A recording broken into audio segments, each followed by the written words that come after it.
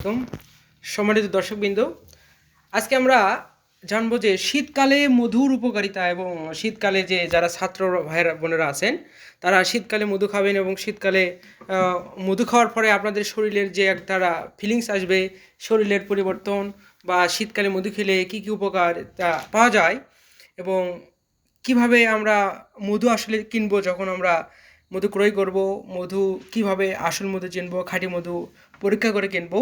তো এই সম্পর্কে আমরা জানবো আজকে রাজশাহী বিশ্ববিদ্যালয়ের একজন ইতিহাস বিভাগের একজন ঐতিহাসিক আমাদের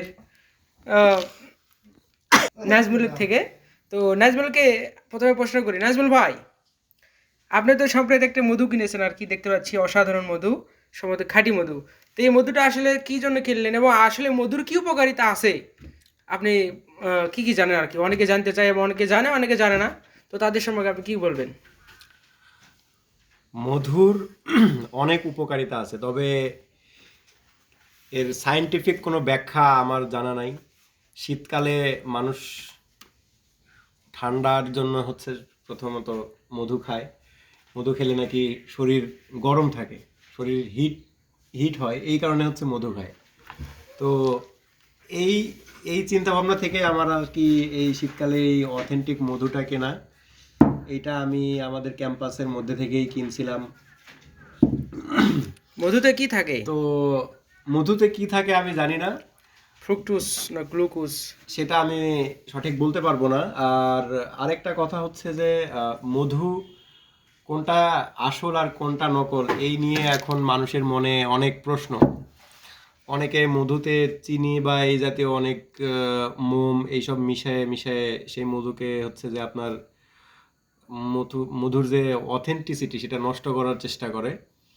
তো প্রথমত বলবো যে আসল মধু চেনার জন্য সর্বপ্রথম যেই কাজটা আমাদের করা উচিত সেটা যে একদম যেইখান থেকে মধুটা মানে সংগ্রহ করা হয়, মানে যদি কোনো গাছ বা কোনো বাগান বা সরিষা ফুলের হইলে সরিষার থেকে ক্ষেত থেকে যখন মৌমাছির চাক থেকে যখন মধু সংগ্রহ করা হয় ওইখান থেকে নেওয়া যেতে পারে। এইখানে আর কোনো মানে ব্যবসায়ী ফাঁকি মারার কোনো সুযোগ পায় না, প্রথমত। আর দ্বিতীয়ত যে যেটা আসল মধু আমার জানা মতে, সেই আসল মধুটা যত শীতই হোক বা যাই হোক সেটা যে জমে যায় না। এই দেখেন, এই মধুটা শীতকালে কিন্তু আমার কিছুদিন আগে কেনা, এই মধুটা এখনো জমেনি।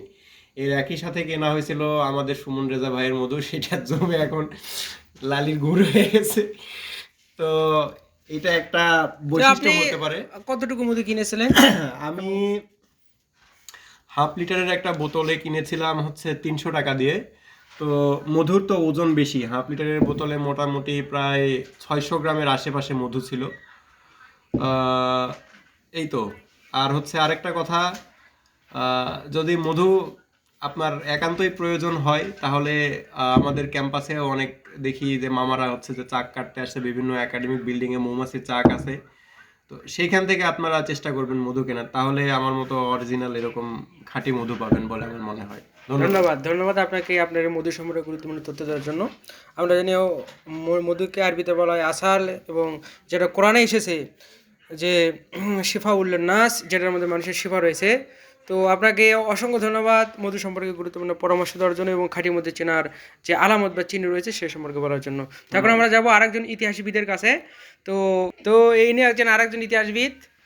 তো এনা থেকে জিজ্ঞেস করবো যে ইতিহাসে মধু সম্পর্কে কি কি আর কি সাহিত্য রচনা করা হয়েছে, বা ইতিহাসে মধুর যে গুরুত্ব, ইতিহাসে কিভাবে মধু ও সম্পর্কে আলোচনা করা হয়েছে, বা ইতিহাসে মধু নিয়ে কী কী বিখ্যাত জিনিসপাতি আছে আর কি, ঘটনা আছে। তো ধন্যবাদ ভাইকে প্রশ্ন করার জন্য।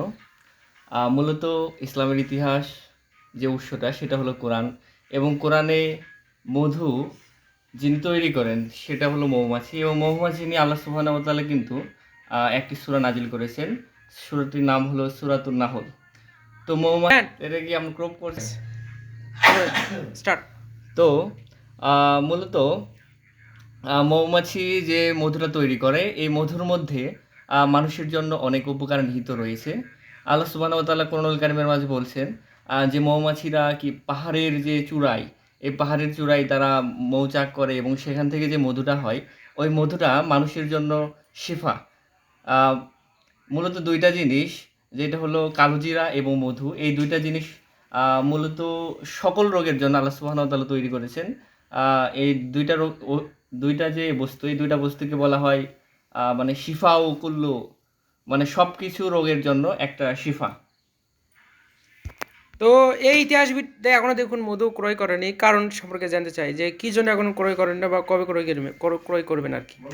তো সম্মানিত গাইস, আমরা এখানে আছি মূলত রুমে আছি 4 জন। আমাদের প্রান্ত ভাই আছে চট্টগ্রাম থেকে, আমাদের নাজমুল ভাই, আমাদের রেজা ভাই এবং আমি।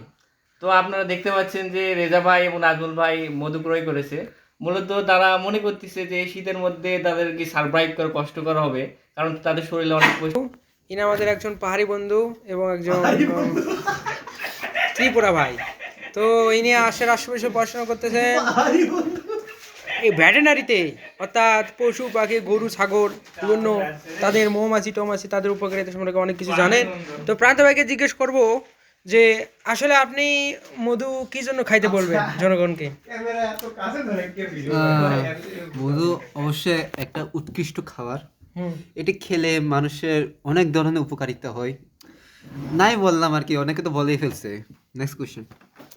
তো আপনি কি মধু খাচ্ছেন নিয়মিত?